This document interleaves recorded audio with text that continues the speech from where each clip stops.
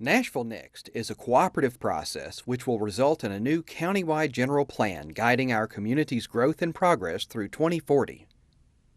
It's now moving to the second of 5 phases, organizing and considering the thousands of suggestions and opinions gathered over the past few months, and narrowing those down into workable guiding principles for the final plan.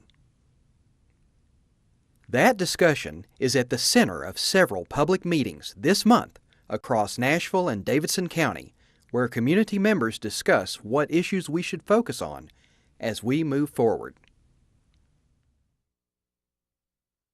Appreciate y'all coming out after a particularly wet weekend and another wet evening. But that's kind of the way we do it out here in Flat Rock. Isn't that right, Debbie? Okay. I'm Rick Bernhardt. I am the director of the Metro Planning Department and kind of coordinating the NashvilleNext project. And we're here to kind of move into the next phase of the project, which Greg will kind of go through and explain where we have been and where we're going. Just want to recognize Council Lady Blaylock. Appreciate you being here. We have School Board Member Pinkston. There's Will. Yeah, right here. Appreciate you being here. I don't recognize any other council members, I don't think. But tonight we're going to kind of work on who wants to be the next mayor of Nashville, the NashvilleNext mayor anyway. Team members, we've got a number of our team members here. You want to stand up or raise your hand? So if you have any questions, you can ask those individuals. They'll be working with you a little bit at the table as we go forward. Any steering committee members, engagement committee members here? Working? There you go. All right, Mary Beth. What we're going to do tonight, this is an interactive opportunity to get together and talk about what the priorities are what your priorities are for the plan. And we want to kind of start this off by having Greg Claxton kind of go through and bring you up to speed onto where we are right now. We're going to, I think, make sure we may move a few of you around to make sure we have kind of balanced tables. So there's not, I think we've got a few empty tables here or whatever. You want to move them now, Jennifer? We can pause and see if anybody else coming in. Okay, all right. We'll let Greg Claxton, who's kind of been coordinating this event, bring you up to speed. Thanks, Rick, and thanks everybody for coming out tonight. We're really excited for this activity and for NashvilleNext. All right, 3 things I'm going to talk to you about tonight in this presentation. First, I want to give you a little bit of background on NashvilleNext, what it is that we've been doing, how tonight fits into the larger process. Let me ask, out of the people who are here tonight, who's attended a prior NashvilleNext event or done a survey online or anything like that? Okay. So a few people. For everybody else, we'll get you caught up to speed. We're at the very beginning of the process, so we're really excited to see y'all come out.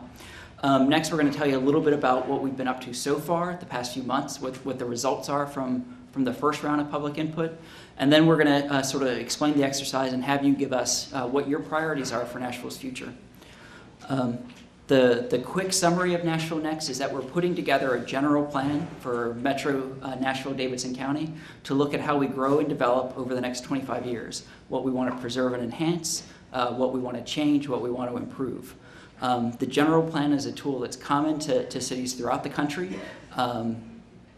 It's a tool for communities to come together and sort of together work through how we deal with some of these issues in a really long-range, inclusive manner. Our current general plan was adopted in 1992. It was called Concept 2010. As you might expect, it's a little outdated. Since then, we've been doing a number of different things, implementing that plan, but also a lot of effort has gone into, for at least Metro Nashville, or for the Planning Commission, a lot of effort has gone into our community planning program. We have 14 community plans that cover the entire county. They've each been updated 3 or 4 times since the 90s. That 3 or 4 times is actually pretty important because the 4th go-round, we changed how we were doing them in response to concerns from the community, kind of discussions in community after community. The tool that we were using, what we called land use policy, wasn't quite capturing the concerns of the community, so we shifted to what we call the community character manual. And that's kind of as you might expect, shifting from talking about just pure land uses to what's the character of the area. We have 5 plans in downtown that are basically in the community character manual language, 8 older plans.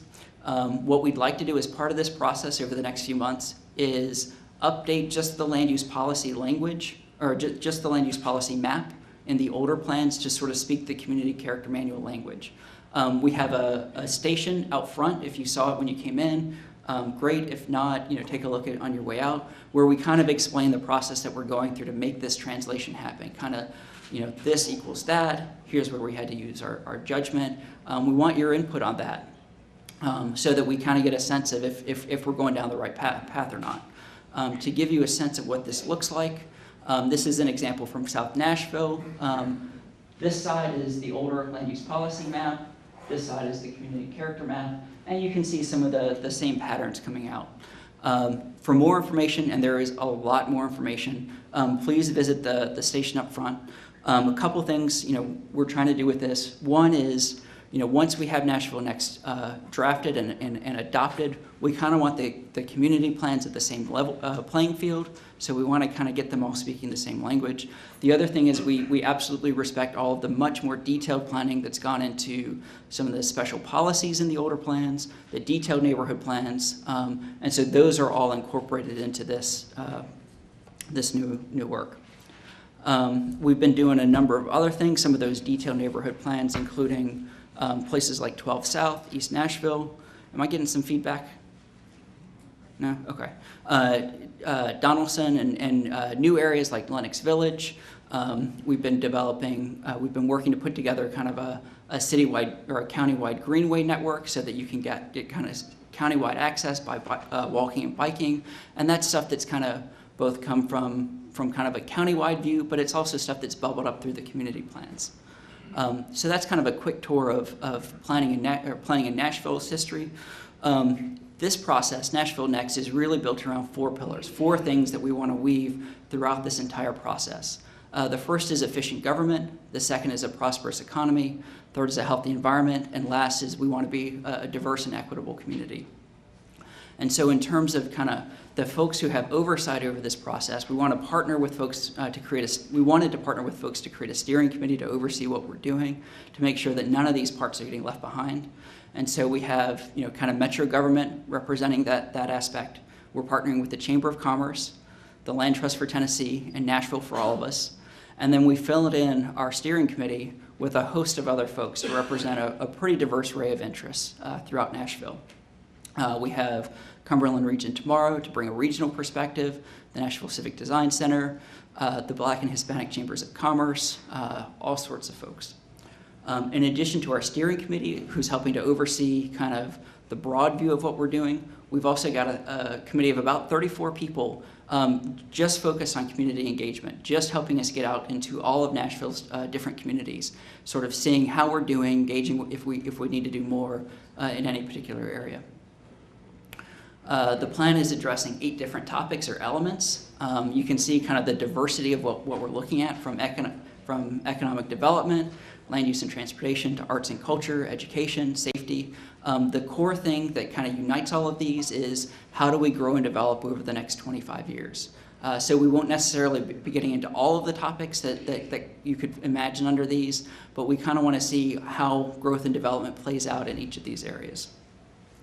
One of the things that we're doing as part of this is establishing a resource team. These are kind of both Metro Department experts and experts out in the community in each of these topics. We're bringing these folks together to help identify kind of large-scale driving forces that are affecting how we grow, as well as to develop policy options to bring out to you, the public, later on in the process. So that's the real quick overview. If anybody has any questions, feel free to grab us later. We can talk through in a more detailed way what the process looks like. What we've been doing for the past 5 months, 9 months or so, is basically trying to get a start on visioning. We started with a community survey where we asked about 1,000 Nashville residents a range of different questions. One of the things we asked was just kind of attitudes towards Nashville and planning and growth here. 76% of people thought Nashville is becoming a world-class city, and about 70% thought that planning for growth and change were on the right track. For this process, one of the key things that we really wanted to look at was the range of people who wanted to be involved in planning. We had 70% want to be personally involved in planning for Nashville's future. This is actually, as these surveys go, this is a great result. I mean, this is something we were really excited by, and we're really excited that you guys came out tonight to help us with this. In terms of some of the issues that people talked about, public education, job creation, and safety were the three that really rose to the top. Also clean air and water, clean energy, equal opportunities, and then homelessness were also some of the top issues that came out. This was a survey that we did to just sort of start to understand the playing field. After that, we shifted to kind of a really broad-based community involvement, going beyond just surveys, kind of getting people to contribute in their own words. And so we had a kickoff in January of this year. We had several hundred people come down to the library on a very cold Saturday, and tell us what they wanted for Nashville's future. And that sort of set the stage for what we've been doing since January, asking what do people want for the future. We had 6 nationally recognized speakers. More than 1,000 people attended those 6 speakers, talking about kind of cutting edge planning issues, but also kind of what are they seeing in Nashville. We had folks in the community and in metro government develop 18 background reports. These range from 20 pages to 70 pages on a range of different topics. We also did kind of 2-page overview summaries of these. All of this is on our website. We have an enormous amount of information there right now, and we're going to keep adding as the process goes through. We've gone, not just had people out to our meetings, but also gone out to their meetings, to neighborhood associations, business groups, community groups, whatever. We've done about 50 of these where we go and tell a little bit about NashvilleNext, a little bit about some of the trends that we're looking at, and then take their input on the spot. We've also gone out to community events to grab people who wouldn't necessarily come to a meeting. We've done 25 of those. We've been on the television and radio.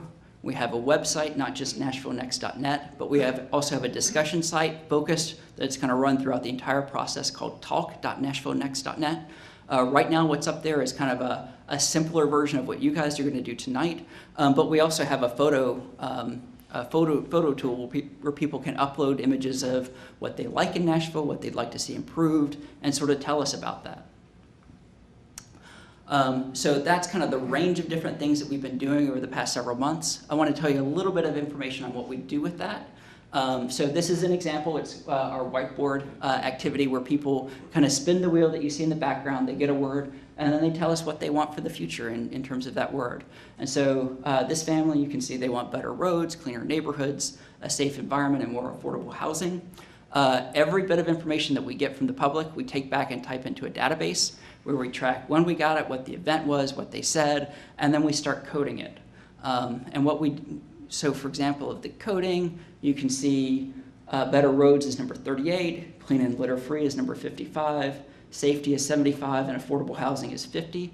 Every piece of input that we gets this kind of code, trying to break down into each individual idea that people contribute. Over the past 5 months, we've got 5,700 ideas. At public meetings and on the website, people have upvoted those ideas 2,600 times.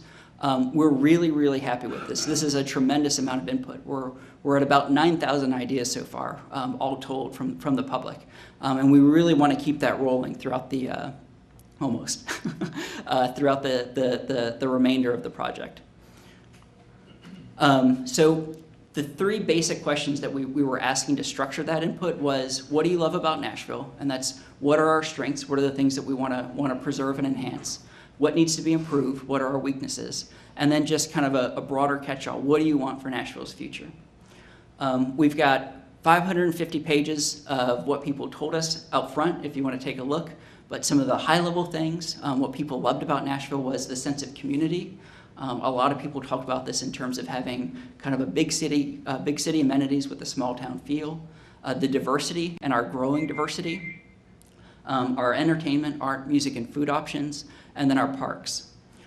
stuff that people wanted to improve or wanted different for the future, transportation dominated this. I mean, it was far and away the thing that people talked about the most, but we also heard a lot about urban living options, and then kind of more ways to get to a vibrant economy, to get to more job opportunities for people.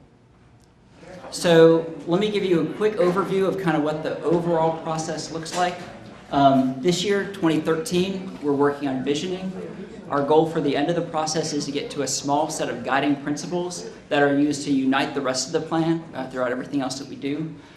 There's kind of 3 phases of this. First was the broad visioning that we did over the past few months. The second phase is this month, these set of meetings. And then we'll do a little bit more in October where we do some mapping exercises and then also bring draft guiding principles back to y'all to take a look at. Next year, 2014, what we're going to have is the resource teams are going to develop scenarios, policy options to bring back to y'all to review. And then we hope to have a plan ready in 2015 for adoption, in about 2 years from now. Right. So today's activity, we've got those 5,700 ideas that we heard from everybody. We want to get, by the end of the year, to a core set of guiding principles that unite the plan.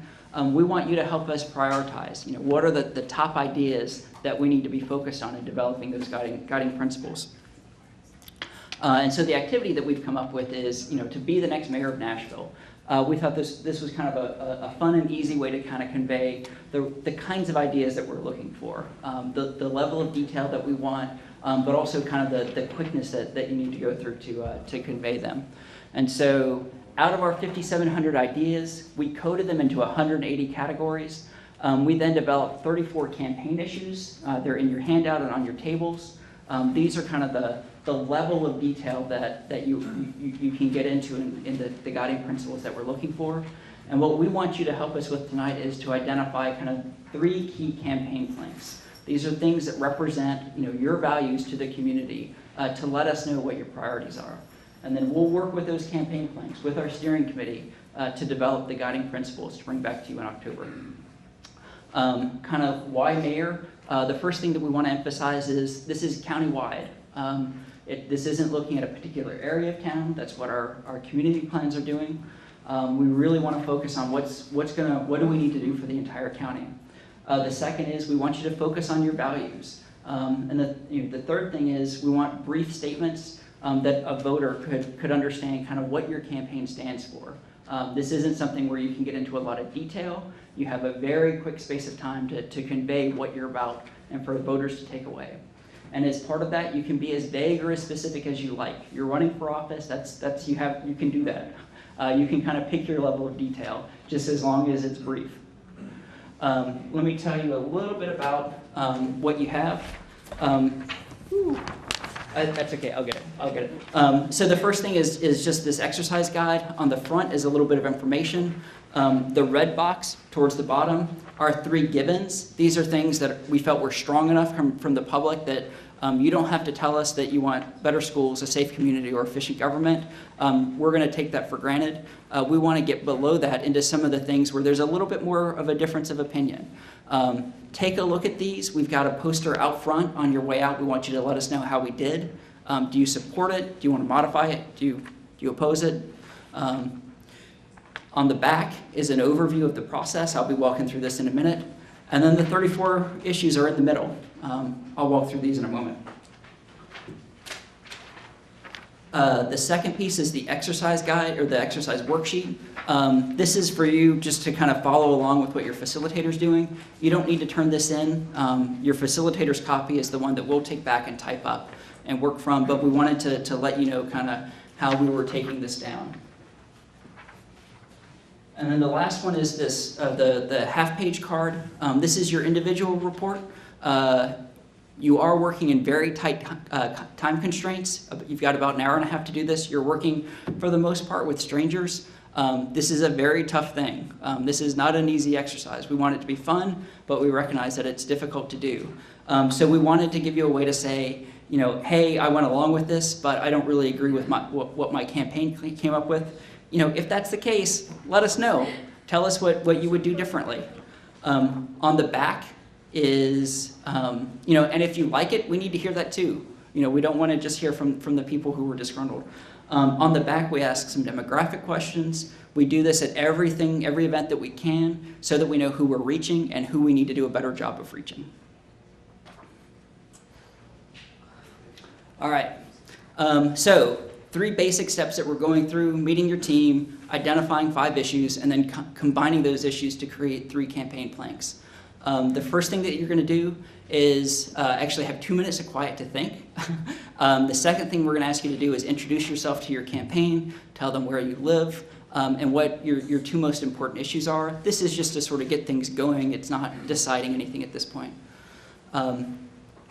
As you get those issues out, we want you to talk through your priorities with the other people on your campaign and get to some consensus as to what your 5 campaign issues are. You can kind of group things a little bit, as long as you tell us what the one thing that's going to represent the rest of the group is. Your facilitator will send your 5 issues to the front, and we'll pause once we've gotten them all and sort of let you know, are we seeing a lot of agreement across all of the tables? Are we seeing everybody going off in their own direction? That's sort of your campaign polling.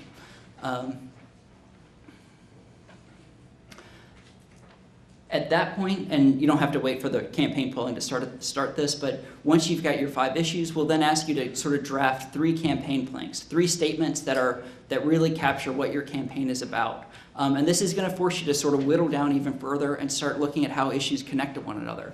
This is what we do with the guiding principles. We want to understand how these things connect. These aren't silos. And so we wanted to have y'all help us with that. And then if we have time at the end of the evening, each campaign will share their platform. You'll need to pick somebody to be your candidate, and we'll have a little debate night. So real quick, I went through the 3 givens already. Campaign issues, we've got some kind of cultural and diversity issues. We've got some arts and culture issues, transportation issues, kind of environmental issues, economic issues, kind of kinds of places in Nashville issues, and kind of different age levels and kind of wellness, healthy living opportunities. That's pretty much all I have to say for this part. We're going to get started in just a moment. It's going to be very, very loud eventually. That's why we broke you up a little further apart. But before we get to the loud, we want you to just take 2 minutes and think through what are your priorities for the future, what's going to be important to your families, what's going to be important to people on the other side of Nashville who you don't even know. After those 2 minutes are up, we'll switch to your facilitators and they'll take over. All right, thanks a lot. Yes. Oh yes, and saving that area from warehouse space. Well, speaking of living in a different neighborhood and like that, why don't we go around and introduce ourselves, and if you want to say where you live or where you work, whatever you're comfortable with. But this is our campaign team. Do not know. Yes, my name is Jennifer, and I work at the planning department, and I live over in Hillsborough West End. So We have introduced ourselves. we do it again She for needs me. to know. Oh, I forgot. She needs to Yeah, know. that's right. I forgot. I'm LB and this is Frank, and we both live This is Sherry. in the Melrose area one at a time, darling. In the Melrose area. I work at Tennessee State University. We live off Franklin Road. Do you live on the east side or the west side of Franklin? She lives on the west side. West side of Franklin. On the west side, Yeah, okay. going toward Belmont Yes. Yeah. Okay, good. on Gale Lane. That's nice. That's a good neighborhood. Yeah. Nice houses. Nice trees. Well, there used to be nice houses, but we won't go there yet. Sherry, how about you? My name is Sherry, and I have always lived in the Glencliff Neighborhood Association area. And for many years, for over half of my life, I've been considered and labeled an environmentalist. And of course, I was on the original sub-area plan, and that was very interesting then. I've always had an interest in city planning since then, with an environmental edge to it. I'm Debbie Young. I grew up in Flat Rock, Woodbine, Glencliff, and I'm retired. That's it. Rick Williams. I live actually in the Madison area, but I'm also director of Save Our Fairgrounds, so that's why I'm out here tonight to listen to what goes on. Okay, good. I'm Will Kingston. I represent this area on the school board, and I grew up off Nolensville Road across the street from what's now the zoo. It was still a farm back then, and now I'm a neighbor of Frank and LB's, and I went to high school with the other Frank, and I'm very proud to represent South Nashville. And I'm Andrea Barber, and I live in the Hermitage area, and I work downtown. Great. Well, thanks for coming out, guys. I appreciate it. Before we start on this, did you have any other questions about the role of this plan or where we are in the process or anything like that? I could spend a couple minutes on that before we get into our prioritization. So this is, just to make sure I understand, this is just an effort to get the information that everybody has to the people who will actually be doing the changing of this city.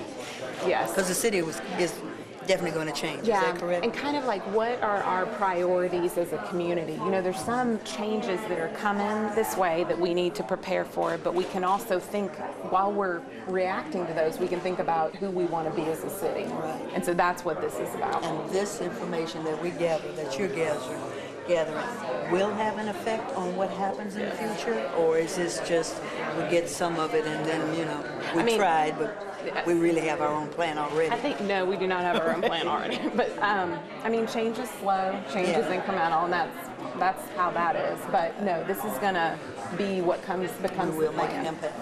Yeah. Other questions about the planning effort? I just wanted to ask some more about how it implements. I know we're all going to put our efforts in here tonight, and then it goes into what you call a bigger plan, which would be the general plan for 2040? Yeah, so the one before was called Concept 2010, and they wrote it in 1992, and that's when they decided, hey, we're going to have an overall plan because there are some goals and guiding principles that we have as a city that aren't going to change. But our individual communities may change over time, so that's why we're going to divide the county into 14 planning areas and update those more frequently. So That's how they work together. you're going to have 14 new sub-areas? The same ones as today. Okay, and they'll still exist, and then it'll just, so this would be kind of like an overlay above the sub-area plans? Right. Okay. Yeah. How much of what was discussed in 1992 actually occurred in 2010? Quite a bit of it in terms of some of the capital improvements, like just a handful of examples. The 28th Avenue, 31st Avenue connector, that was one that originally came up in those earlier planning efforts, and then it was in the North Nashville plan, and then it came to reality. Like things like the Greenway planning, some general guidance on where our city would grow to the south and not so much to the north where the steep slopes are and the hills and the things that are natural resources that we want to preserve. So there are things like that they built out and tried to honor. Yeah. Well, so we could, you've had your 2 minutes of quiet. Well, so first we talked about our names. You guys want to tell me, each of you go around and say what your top 2 most important issues are, or if you thought that we didn't get an issue that's very important to you, we can add in other down here too. But if you guys want to go around and tell me your top 2, we can do that, and you can start by putting some of your stickers on your top 2 over here. Andrea, do you know what your top 2 were? You want to lay down some stickers? Yeah. I actually work at Parks and Spencer House. Oh, okay. I'm a planner. So. Okay. You've done a dot exercise. Yes, ma'am. I would say there are so many, but I would say transit and investment in older neighborhoods. Will, how about you? So, my lens is public schools, so I know that that's already a default issue, but if I had to pick 2 that I think best support public education, I think it would be youth opportunities and then transit. I think those 2 go hand in hand. All right, Rick, what do you think about your top 2? Or just 2 of your 5. It doesn't even have to be your top 2. I was going to go with preserving some of the history. Okay. And maybe more local businesses, helping local businesses. All right, everybody Well, those are my 2 right there. Go for it. Put down. I already you put did. 'em. You did. Okay. I didn't know we. All right. And Sherry, did you put down your 5 already? Well, I chose Which is good. for my 2, green living and natural resources. Gotcha. Okay. Everything else ties in to preserving natural resources and living green. Yeah. That it can have a lot of impacts. You do those well, some other things can work out. It impacts every other topic eventually, maybe not in an hour. Frank, LB, what did you guys put down some stickers? No, but I would. Go for it. You ready? These numbers. Community equity. That is here. Good. And I think I'm gonna, it's hard to say which one, but I'm gonna go with housing, no, investment. You got anything? Got some. You know I want to do this. But if you do this, wouldn't it also relegate yourself to this? There's so many of these things that are important in our life. Yeah, we ended up throwing a lot of arrows. But you can always put those related topics and talk about those and just, connect them somehow later on. Maybe we can kind of ping pong at that, and I'll go first on this one, and we can go back around and keep coming since I went last in the introductions. I didn't talk about it, but I have worked a lot with people through Oasis and the Youth Opportunity Center, and I think youth opportunities and including the city's youth, as especially in a process like this that is really thinking about the next 25 years, is critically important. I think it's great that the most recent series of mayors have all had a youth advisory council, but I think an intentional inclusion of youth, not just for after-school programs, what's happening at community centers, but actually participating and making Nashville something that, I think one of those things that would have made me even more likely to come back to Nashville when I was young would have been feeling more engaged in my city rather than as someone who just kind of thought of the city as this ephemeral thing that wasn't that appealing to me when I knew that there was a Chicago out there or a Seattle or a San Francisco or a New York or a DC or something like that, and really kind of giving youth an opportunity to make it their own. So I'm choosing youth opportunities as one of my 5. You want to go around one dot at a time? You want to do one? Sure, I'll do one. I think this community diversity thing has gotten to be really important to me. I mean, we kind of celebrate that Nashville is a very diverse place, and we've got a number of different ethnic groups and other factors going on. But it's really, really important to me to figure out how do we maintain that. And I'm especially concerned not only about racial and ethnic diversity, but also income diversity. Most of the neighborhoods that our agency works in are experiencing gentrification, which is not necessarily a bad thing. But if the economic ball starts rolling, how do you stop that? How do you maintain affordability? Otherwise, you're just taking a low-income neighborhood and moving low-income people out to the suburbs somewhere and putting more wealthy folks in. So how do we really ensure a diverse community, a diverse neighborhood? Because that just makes so much more sense to me. I think, actually, in the long run, I think that's going to help solve our school problems. As if you have really diverse communities, that's going to help with schools. So that would be one of mine. I don't see diversity here. It's not that I don't see people of color, but I come from Southern California, where it's not black or white, it's just shades of color. And I come here and I feel like it's black or white and everywhere we go. So I would like to encourage more diversity. And I mean, well, maybe that'd be, We are actually the picture-perfect moment of the community diversity talking about what is a constant challenge. I was just talking to a friend who said she thinks just in the past year it's kind of overheated there, and it's kind of like, well, how do we ensure that we have this mix of race, mix of incomes, even really, I would include age, because we've got all of it right now in Salem Town, and that's one of my favorite things about the neighborhood, but it is a constant challenge. And a big thing about South Nashville, the area that you're in right now, I mean, Nashville, you probably know this, but Nashville has more Kurdish people than anywhere else in the United States. We have Hispanic folks, Laotian. It's a really diverse area, especially in South Nashville. But once again, how do we maintain that? How do we help? Are there ways to do things in the general plan that help us talk to each other? Sometimes I'm working with neighborhood groups in these areas, and it may be all white older folks. So how do you help those folks to break through some barriers, as well as the newer residents to do so? How do we find the things that are common that we can work on together? That's what I'm always looking for, and it's not necessarily easy to do. So that's, yeah. I'm gonna go double dot on infrastructure. I'm gonna go double dot on infrastructure. What do you mean by infrastructure? Well, I mean, this definition here, adequate infrastructure, roads, water, sewer, power, prior to or along with new developments to avoid future problems, upgrade infrastructure is needed to maintain quality. I mean, infrastructure is, if you've ever lived in a condo association, people forget about creating a capital reserve to fix the roofs. And all of a sudden, whoever lives there has got to raise the taxes and fix the roof. Or the city of Washington, D.C., we lived there for 4 years. I lived in Brussels, Belgium. I lived in California.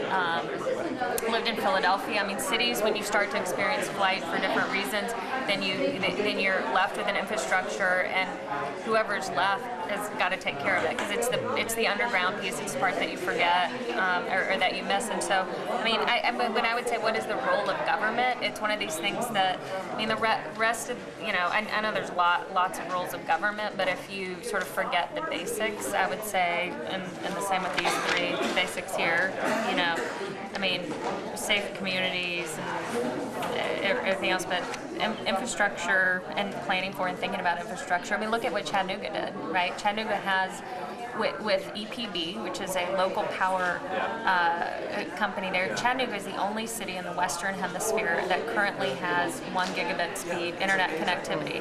And they've used it to, and that's infrastructure. That's boring. That's power, sewage, lights. I mean, that's something that people go, oh, that's not really sexy or interesting. But I feel like in a lot of cities, part of the reason there's slower pace of that kind of thing is because telecoms lobbies actually say, no, this is a private sector infrastructure thing, right? So it's like, we control cable lines, or we control the copper, that, it's like an AT&T issue. So Chattanooga's story there is, I think, particularly fascinating. And that's infrastructure. And that, Is that the biggest thing you think is falling short in Nashville? No, workforce. I mean, I'm going to double down on that one. Oh, that's where I'm going next. I'm going to double down on that one. Like, is there something particularly about Nashville, though, that concerns you apart from the kind of gig Ethernet? Well, schools were here. Yeah, I mean, schools, because you can spend $60 million and give a tax break to HCA to move across county lines, but the workers in the tax base of the city, or if our main tax base is property taxes, you're still going to stay in Williamson County and drive in. And so all these other issues too are compounded from a regional perspective. Well, no, schools though I thought was sort of like already here. Okay. No, But I mean schools. Under Schools infrastructure. I felt like was already like. Gotcha. Yeah. No, I just think what I think is the role of government. I get it. Yeah. So I'm going with workforce training on that, only because I think, and doubling down on that also, but because I think it addresses poverty, and I think that we can't talk about any of our big issues in Nashville if we don't address poverty. And in terms of, our colleges and universities, people are going to go to school, and those that are going for the most part, but I just don't see as much targeting this at those that are not going to college, that don't have that as readily available to them. I think it's interesting because one of my friends who was at Oasis for a long time, the better part of the past decade, they worked a ton on kind of the surveying of the youth population that passed through there, and I was shocked that the top thing that kids at risk were talking about as a blocker was actually college access, which was eye-opening to me, because I would have thought it was more in line with this. But that's I think a failing of our schools altogether, is that we say everyone should go to college, that's the goal, and if you don't go to college somehow you failed, and that and you know, a bigger emphasis on that there are jobs still available. Not a lot, perhaps, but there are still. You have not. I mean, the most common statistic thrown around on workforce training in Middle Tennessee is 800 open IT jobs in healthcare. I mean, you hear that all the time. Like the past decade, I think we're finally starting to turn the corner on Nashville being a technology destination, but it's like been an uphill battle. Yeah, but you hear. I mean, but you hear it in the same vein in Chattanooga. Volkswagen is going to St. Louis to recruit workers into their Chattanooga plant. They're not looking. I mean, they're looking for a lot of different people, but they're looking for that associate's degree level or some certificate, and maybe not a 4-year degree. What they're doing right now is people are identifying as a group their top 5 issues for Nashville's future. We've taken all 5,700 ideas we've heard from the public in round 1, condensed those down into 34 issues, and having people pick 5 of those. All right, so we're gonna position ourselves as an entertainment mecca. We need better, faster access. We need to move people around to jobs. We need to have transit to compete with peer cities and attract young professionals and provide choices. So how do we sum all that up into a catchy campaign slogan?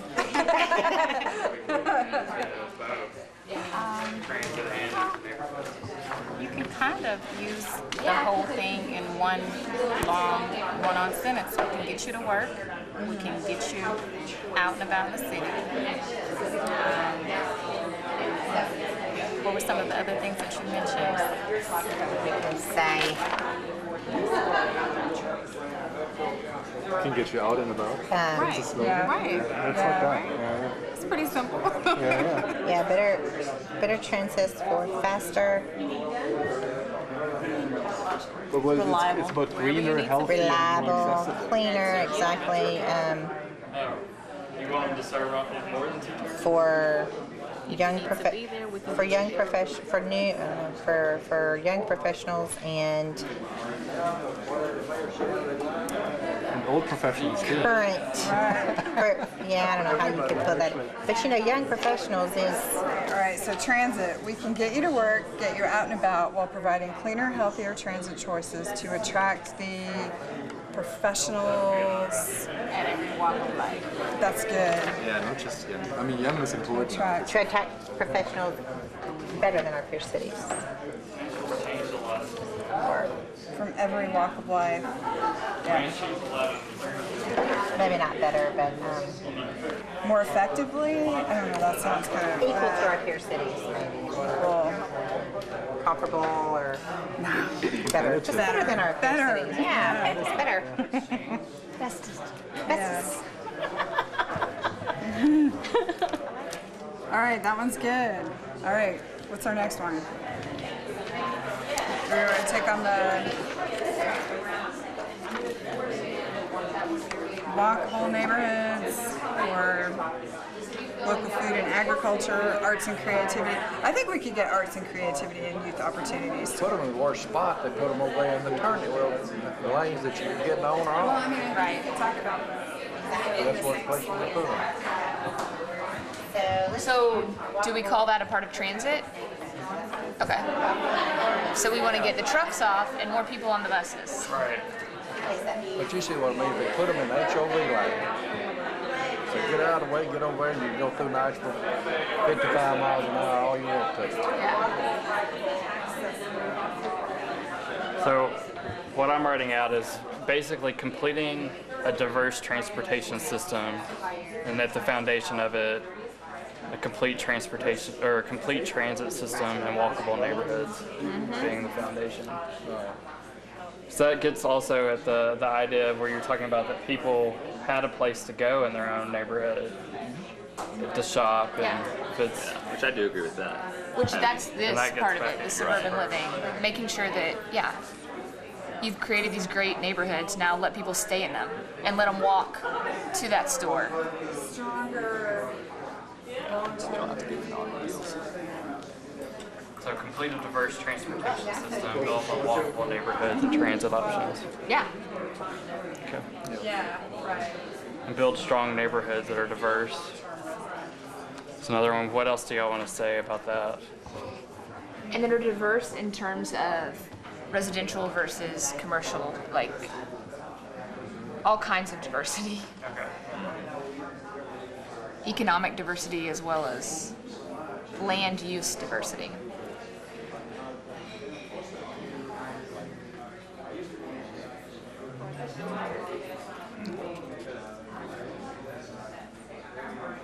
Okay.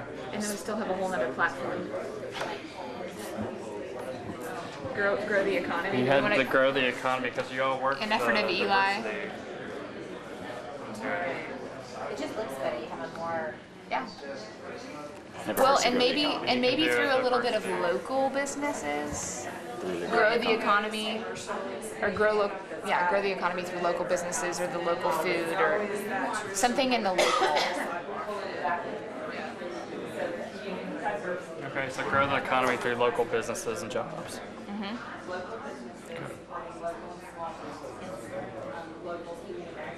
Is there anything else that you all? Because what you're finding is even though you had to narrow it down, you can sort of pull in a number of things that are related to it. I mean, I throw a little family entertainment in here just for the fun of it, but probably not as one of the 3 platforms. So build strong neighborhoods that are diverse, meaning economic diversity, land use diversity, ethnic diversity, like I heard as well. Complete a diverse transportation system that's built on walkable neighborhoods and transit options, and then grow the economy through local businesses and jobs. Yeah. Sounds good to me. Factors and all that's going to come back to the United States. That's not going to be like it used to be. Robots, programmers are going to run it. But they're going to produce a bunch of stuff, and they're going to have produce that trucks and all that to get them to wherever they're going. Right. So aren't you going to be glad we built that road around Nashville? I think I'm right. So I can go see my girlfriend. Oh, gosh.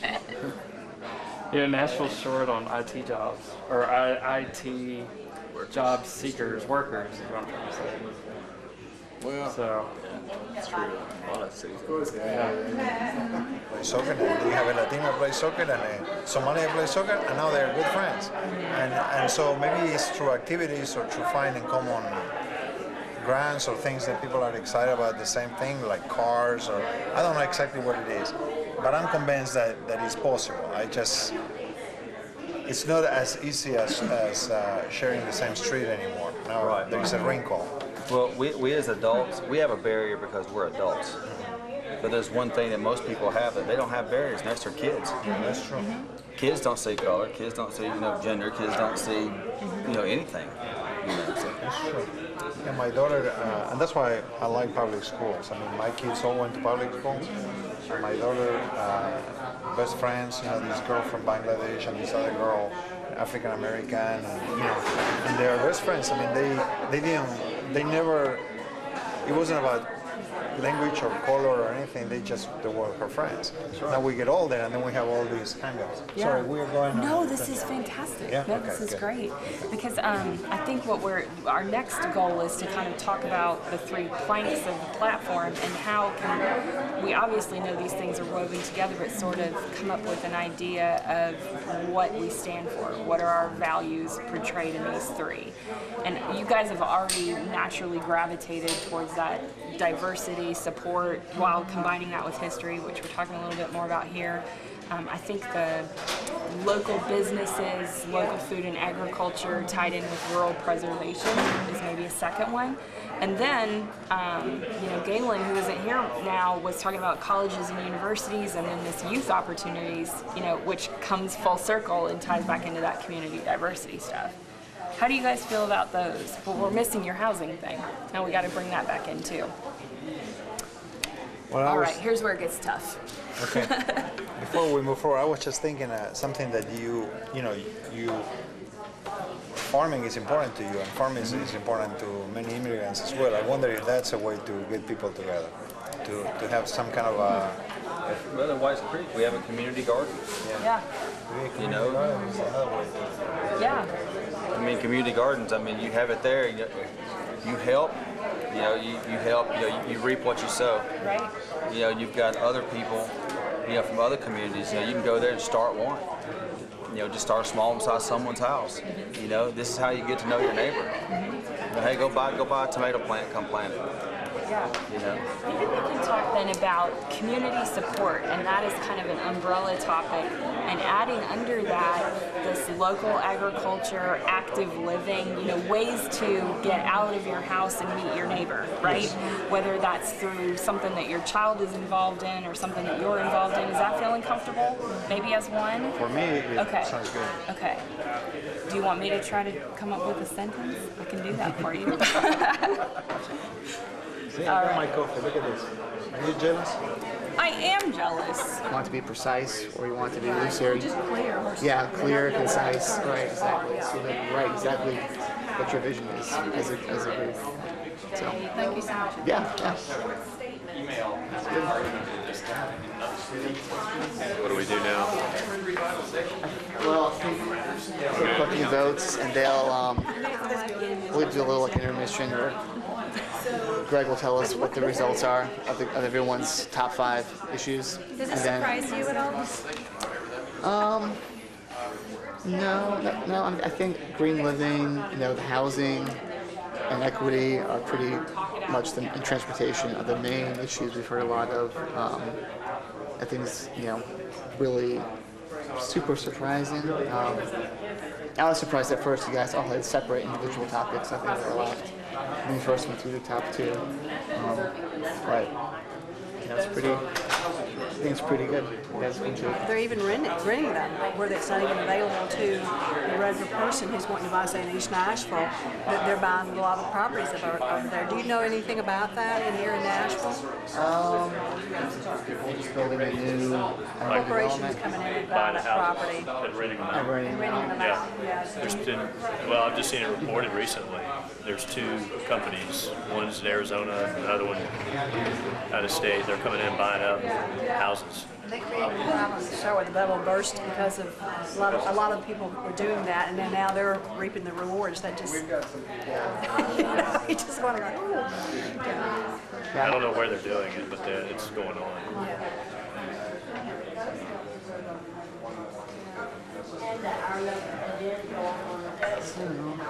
The thing, they have cash too. They have cash, so they could go up and say, we won't pay this, we will close for 7 days. You know, so it's competitive. Well, it's even worse when the government's allowing them to do so with like a reduced tax burden in order to make large purchases. Like using the excuse of having a large amount of capital to take advantage of tax incentives is kind of bunk.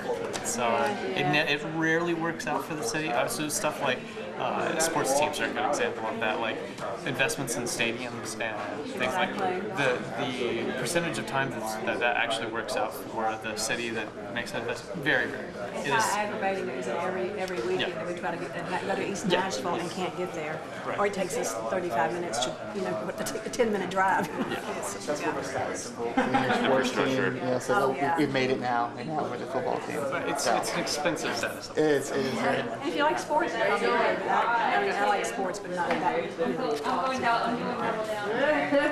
can go down to a local soccer field or something. It's really fun down here at Woodbine Baptist. The Hispanics go down there a lot, and it's just so great. There's just so high energy. It's great watching them, play. It's a really big field too. All right, so we're going to do the midpoint report. Real quick, we've actually had 3 tables completely finish up for the evening. So you guys tore through it. So there's a lot of diversity in views in this room tonight. I think out of 34 issues, you guys picked 19 of them. So a lot of disagreement. I think we had 7 tables. The top vote getter tied 3-way tie with 3 tables each. Transit, walkable neighborhoods, local business and local business and strong neighborhoods.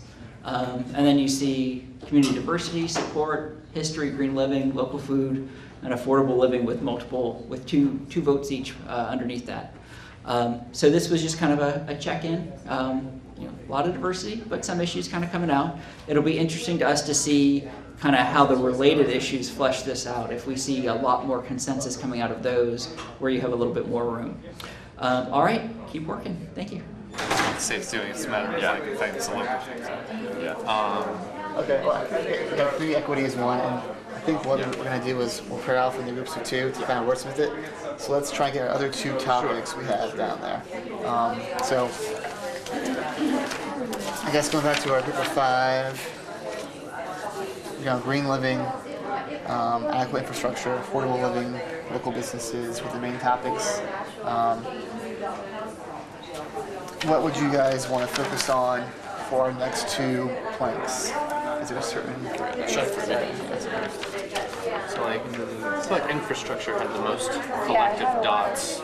If we combine it with green living and all of that, that sounds good. So, would you guys agree with that? Infrastructure as a second plank kind of heading, or would you want to reword that as green infrastructure and green? Or is this going to be another third, or is that going to be part of the first? I have to decide. Okay. Yeah, I have to decide. So adequate infrastructure is including active living, and transit. Yeah, that's the way it is Okay. right now. Yeah, I think that's good. You want to keep that?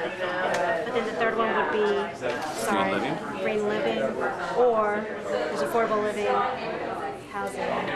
Right. So we have affordable living, housing, local businesses, and then we have green living and adequate infrastructure. So if we're going to pare those down somehow.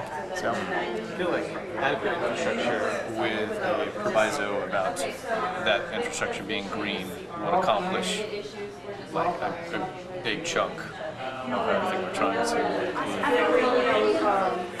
it seems like the city to me has already made a really big jump about the green living, and I think it's now like time to shift overall for everything, shift overall to a second phase where we're going deeper into real, it's harder changes actually, it's harder changes to make things really green. And I think the infrastructure will really help if that's included in the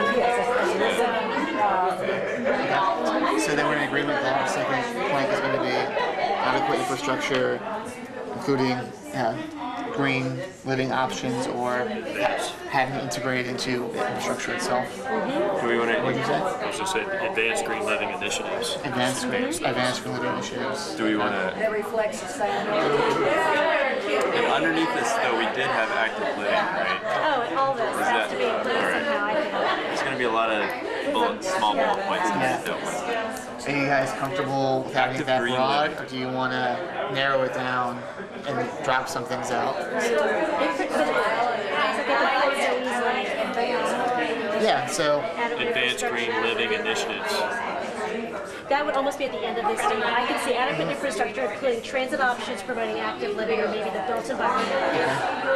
And then end it with green living. Is that kind of advanced green living initiatives. Adequate infrastructure includes transit options, active living, built environments, And advanced. And to advance green living initiatives. So things we kind of got that second plank. Okay. Yep. So a third plank. Okay, third plank. Third plank. Here we go. So housing left on the or table, all right, business? we have affordable living with housing choices or local businesses. So what do you want our third kind of campaign vision to be? I would go. So affordable living. What is it? I'm a business guy, so I'm going to say business. Local I just think businesses. that's. Lisa, what do you think?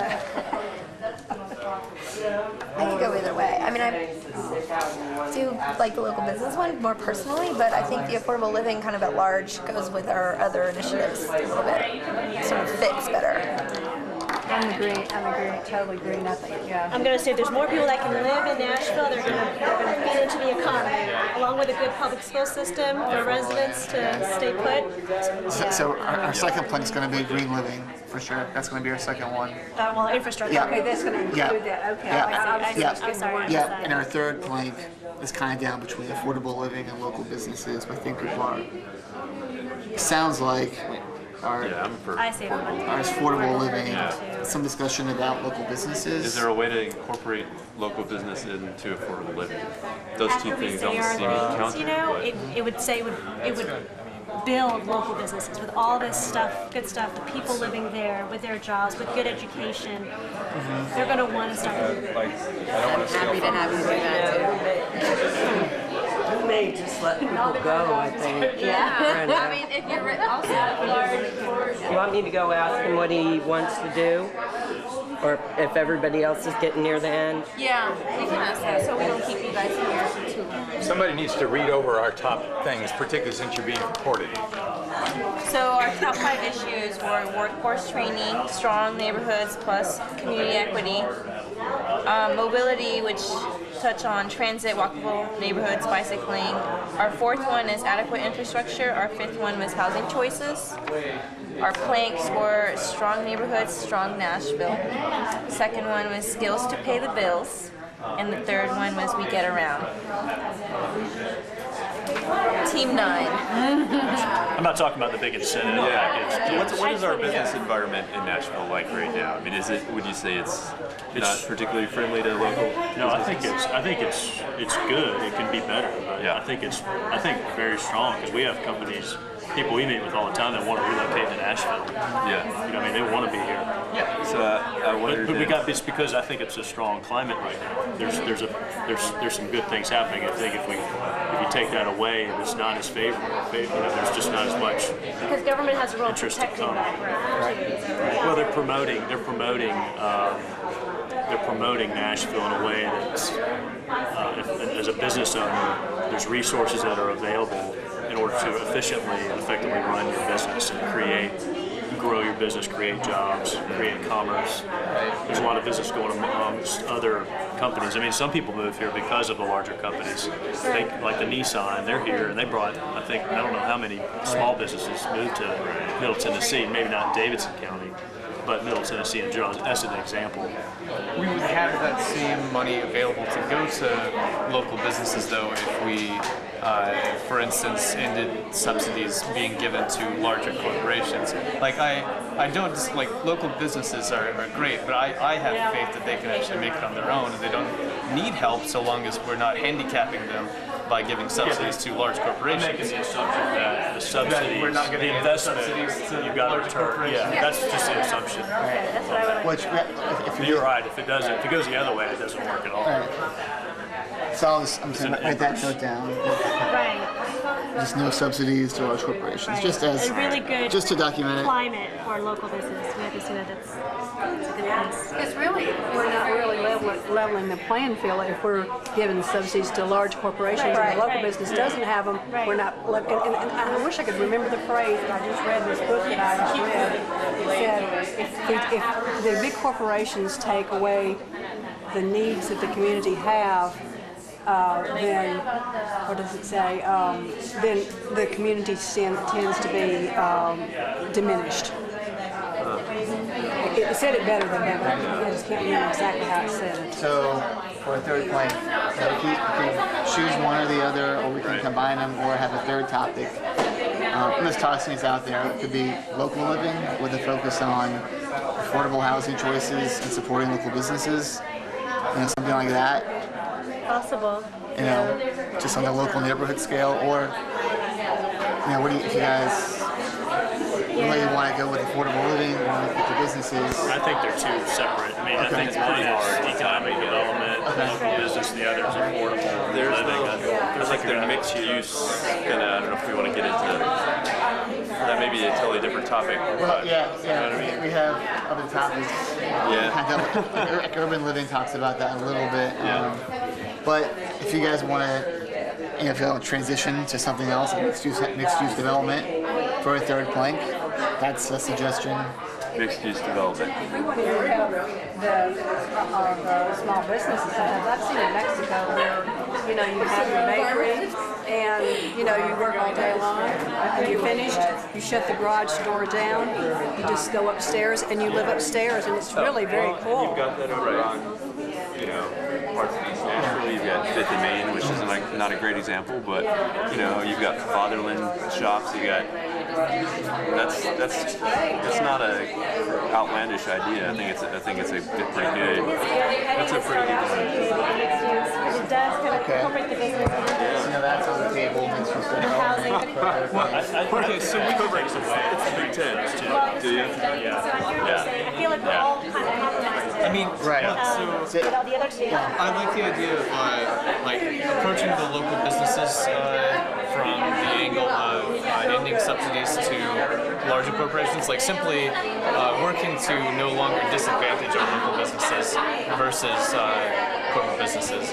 Combined and tied into that, the urban living, the mixed use zoning would be like another local business advantaged kind of thing. Right. Yeah. So those could be combined, and on the other hand, at the same time, that would like still do the including housing choices thing. So could roll those three in that fashion. I think that I don't have numbers, in front of me right now, and I know that businesses create jobs, but I mean, you look at neighborhoods all around Nashville and you see gentrification, you see all sorts of opportunities for people who want to invest in the 12 South neighborhood or wherever, and cost of living is going way up. I mean, I think we're seeing more and more of that. I think nationwide we're seeing a larger and larger gap between the wealthy and the poor. We're seeing a decrease in middle class. I think it's good for our local government to look at ways to protect affordability.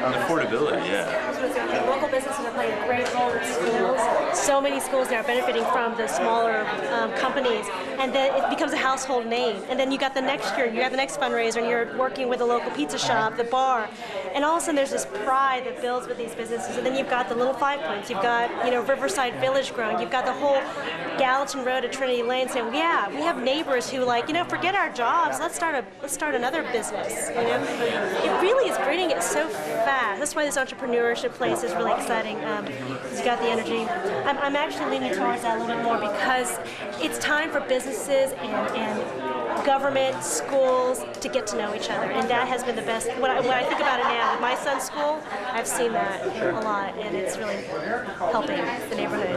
I know about the gentrification, I do see it more as building things. So I think especially with the mixed-use housing, that puts a lot less pressure on people who would otherwise have to move out or travel long distances in order to work somewhere to be able to stay closer to home, which would in turn reduce their own. They originally get pushed out because they can't afford. I think it was at your point was. So if there's some way, right? And what's the role of government? Right, and there are programs. We have affordable housing programs where a certain amount is at that rate, like Rolling Mill Hill up the road. So if that's something you want to tie into this mixed use idea, is mixed use, no subsidies for large businesses. It provides affordable housing choices.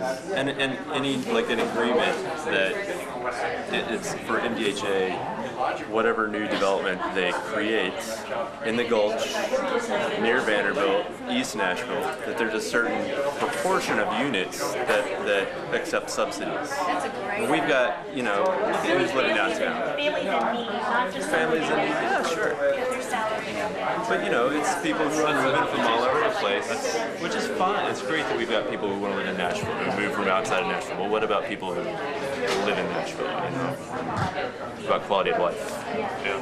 Like J.C. Napier Homes, right around here. If you ever ride a scooter down through there at night, you cannot breathe, and it's right there. You're in Napier, and they're breathing it every day. How about the Casey Homes breathing in the PSC metal? Casey's what I'm saying. Metal that's company, what I'm talking about. Yeah. Oh yeah, and all those cars. Okay, so I'm going to summarize our 3 planks for the third one. I'm going with, if you guys are going with this as well, local businesses with a de-emphasis on large corporate subsidies that emphasize mixed-use neighborhoods with the required inclusion of affordable housing as a third plank.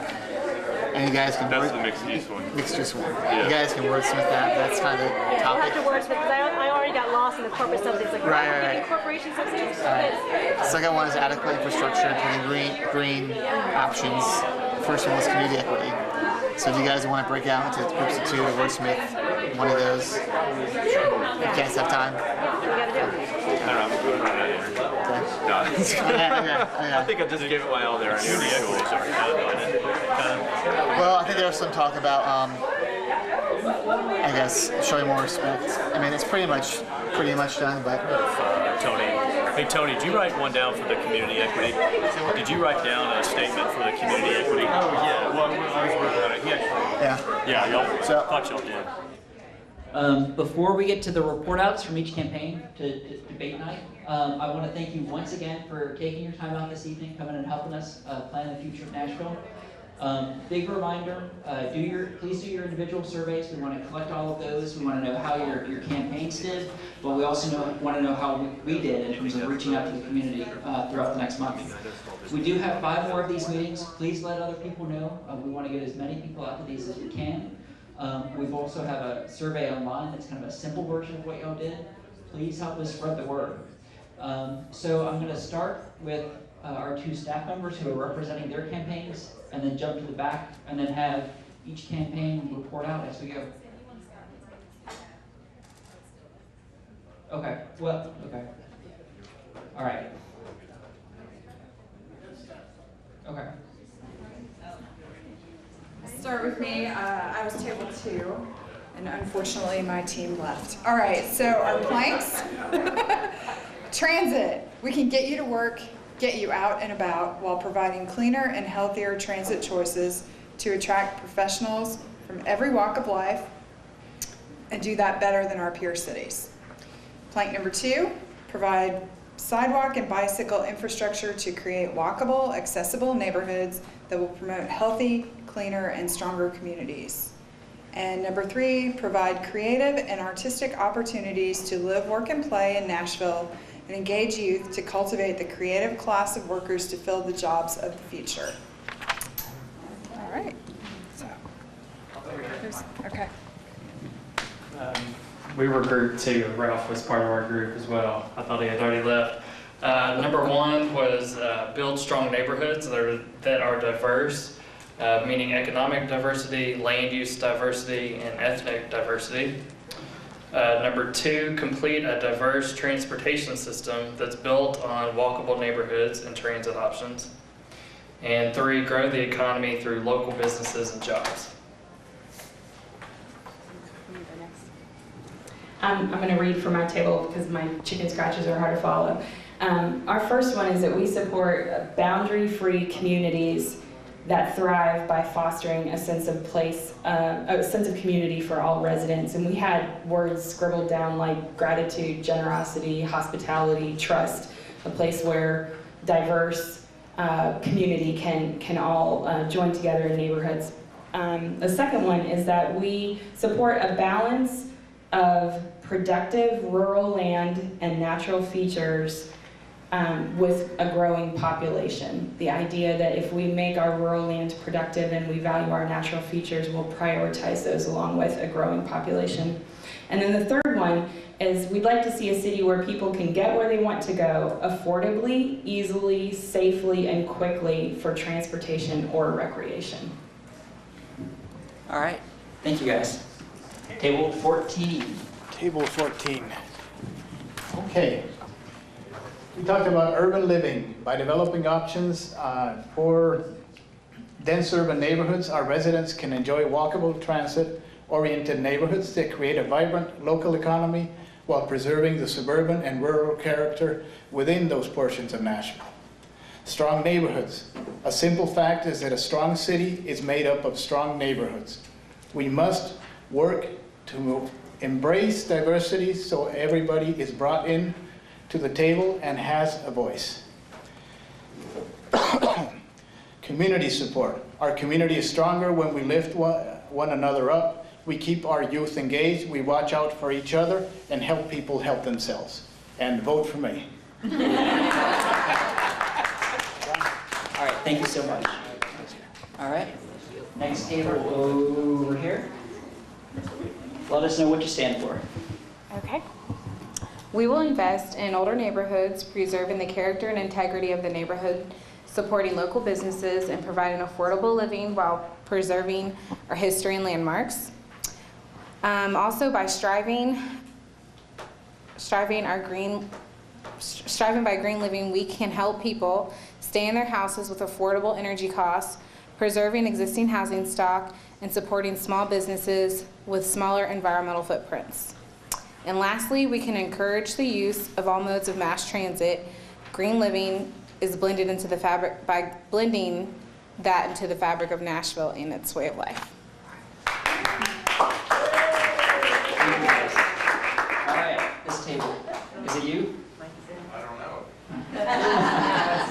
I tried to escape it. They bring you back. Well, rather than the long, wait a minute. All right. Rather than the long and very policy-laden statements that you all came up with, we went for bumper stickers.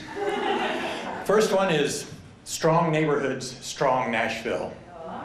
And all that was related to community diversity, to community equity, helping people that haven't participated in decision-making to be able to, as well as housing choices. How can you have strong neighborhoods if there aren't housing choices for a variety of people and a variety of income levels? And also youth opportunities. So that was the first one, strong neighborhoods, strong Nashville.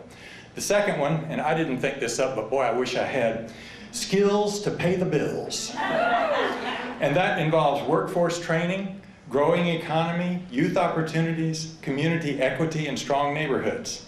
And the last one is called We Get Around. And that's mobility, transit, walkable neighborhoods, and bicycling. So vote for me.